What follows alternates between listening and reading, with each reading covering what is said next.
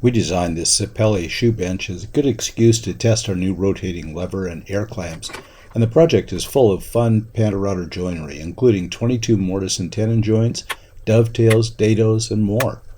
Let's dive in. First, we cut the joinery for the frame of the slatted lower shelf. We laid out the center lines on the front and back lower stretchers for each mortise, so positioning the workpiece on the table is as simple as lining up our marks with the center line of the table. The frame is joined with 1 1/4 by 3/8 by 1 inch long mortise and tenon joints, cut using the 2 sections of the segmented template set, labeled with triangles. Once all 4 mortises were cut, we changed bit and guide bearing to cut the corresponding tenons. This digital fence gauge was designed by our customer and friend, David Bedrosian.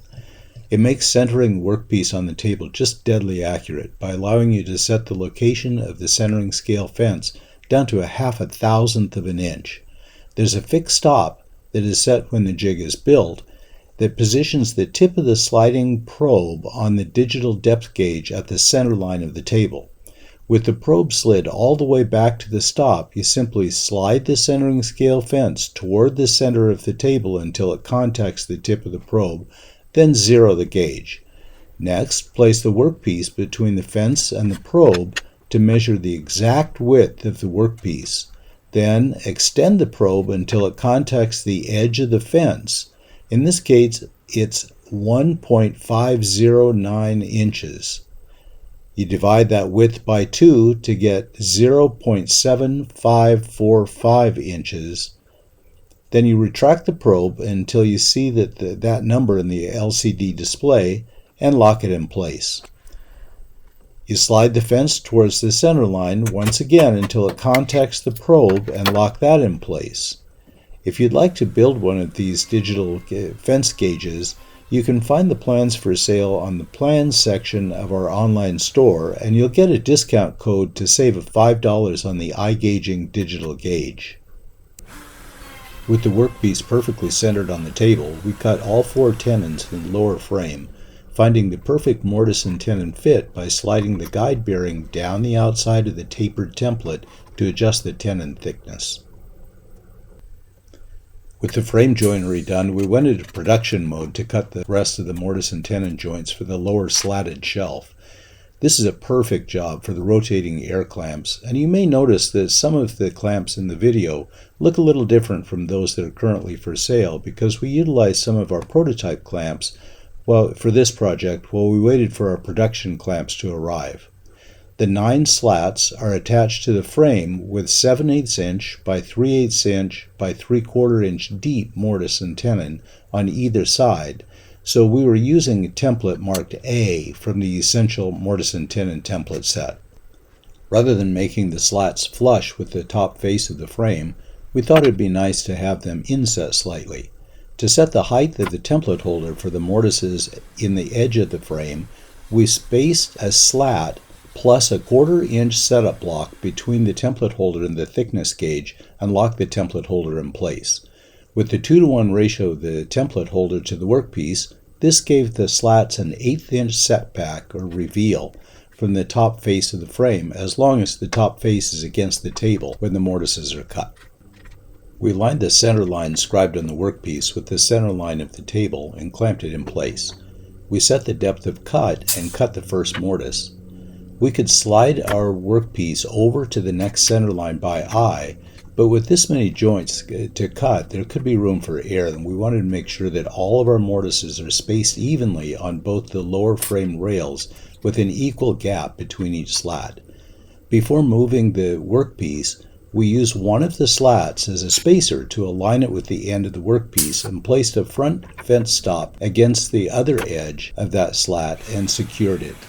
After removing the spacer and unclamping the workpiece, we gently slid the workpiece over until it contacted the temporary stop on the table.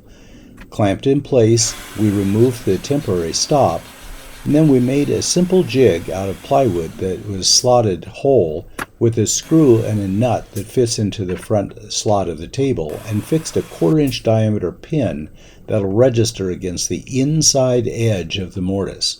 We slid the jig into the T-slot in the table and positioned it so that the center line of the pin was in line with the center line thickness of the mortise and against the mortise wall.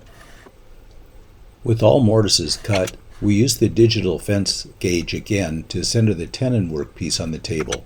This time each piece is 1.123 inches, so we set the fence at 0.5615 inches. The swing stop was positioned on the table to accurately locate each workpiece for clamping, and the air clamps were set up. To cut the tenon exactly 3/4 of an inch long, we touched the bit to the end of the workpiece and used a 1/2 inch plus a 1/4 inch setup block between the protruding tab on the PantoRouter carriage and the depth stop. We cut the first tenon and dialed in the fit, then batched out all of the slats. The air clamps and swing stop made quick work of this big stack of parts.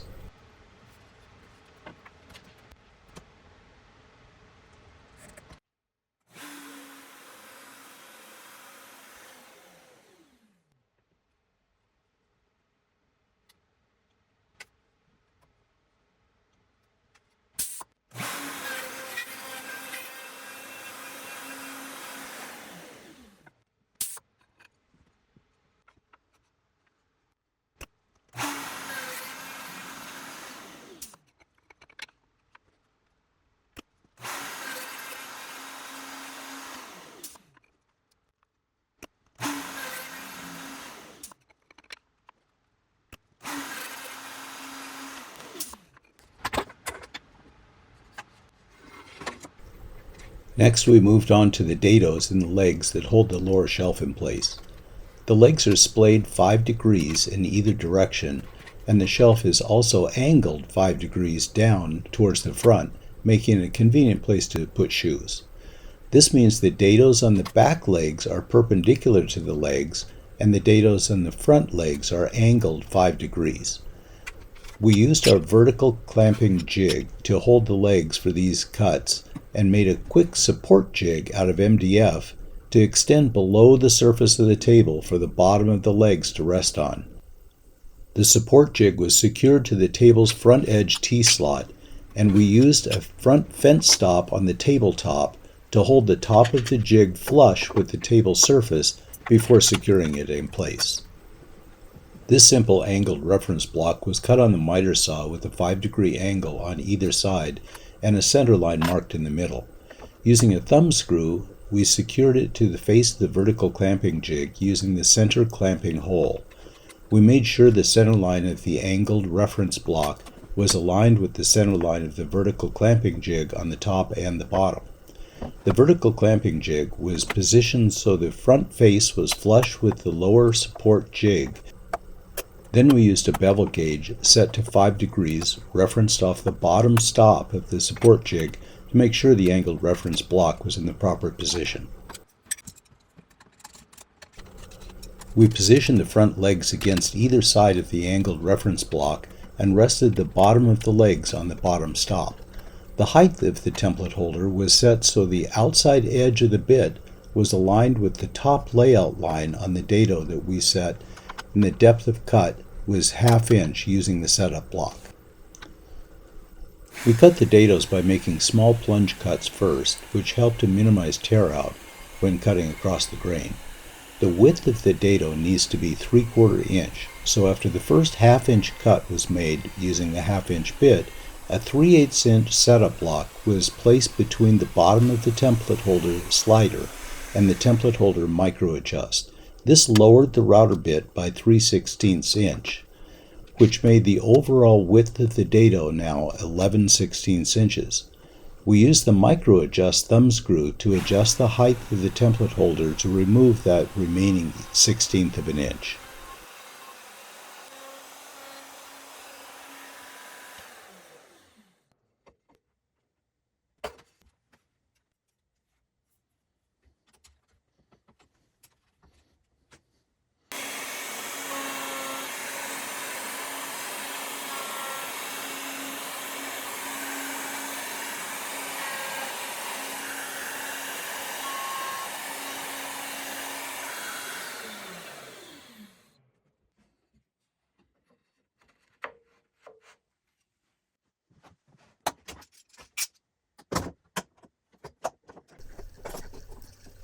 There's a lot left to do on this bench project, including assembling the shoe rack, making dowels, coopering the seat, some really interesting dovetails, doing the decorative details on the front edge of the shoe rack, some interesting clamping calls, and of course finishing.